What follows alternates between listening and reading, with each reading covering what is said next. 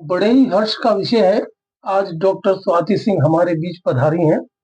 Doctor Swati Singh स्त्री रोग विशेषज्ञ हैं, बहुत अच्छी लेखिका हैं, एमबीबीएस हैं और सरकारी डॉक्टर हैं। आपने 2 पुस्तकें लिखी हैं जिन्हें उत्कर्ष प्रकाशन द्वारा प्रकाशित किया गया है। हाल ही में ये पुस्तक इनकी प्रकाशित हुई है। मैं बहुत-बहुत बधाई, शुभकामनाएं देता हूं अपनी ओर से, उत्कर्ष प्रकाशन की ओर से, और चाहता हूं आप भी 2 शब्द कहें। और यहाँ पर जितने भी व्यक्ति मौजूद हैं, सभी उनके वेल विशर्स हैं, वे भी अपनी शुभकामनाएं डॉक्टर स्वाति को दें, जिन्होंने अपना कीमती समय निकालकर ये पुस्तक लिखी है। बहुत बढ़िया। एक बार ताली बजाकर हम आपका स्वागत करें। आपका बहुत बहुत धन्यवाद इन सुंदर शब्दों के लिए। और मैं अपने आप को बहुत सौभाग्यशाली मानती हूँ कि ईश्वर ने मुझे एक जरिया चुना है कि जिससे मैं अपने जो मेरे पेशेंट्स हैं उनका भी मैं ख्याल रख सकती हूँ। और जब मैं अपने अलग अलग मरीजों से मिलती हूँ तो उनके अलग अलग विचार भी साथ में मुझ तक आते हैं।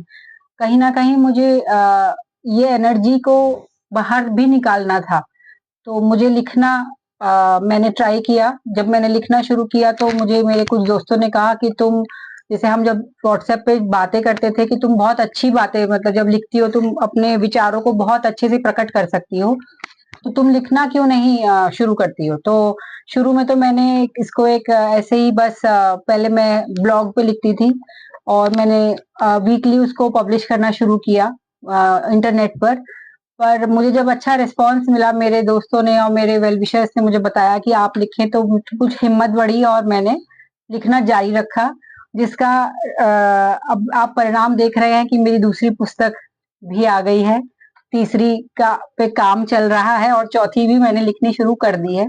तो मुझे बहुत सुकून मिलता है लिखने के बाद कि मैं अपने विचारों को व्यक्त कर पाती हूँ। और अपने विचारों के जरिए मैं, अपनी किताबों के जरिए मैं कुछ सोशल इश्यूज पर भी हमेशा लिखती हूँ। मेरी पहली किताब में भी था, इस किताब में भी है। इस किताब में अगर आप पढ़ेंगे तो आपको डोमेस्टिक वायलेंस की डिटेल्स पढ़ने को मिलेंगी।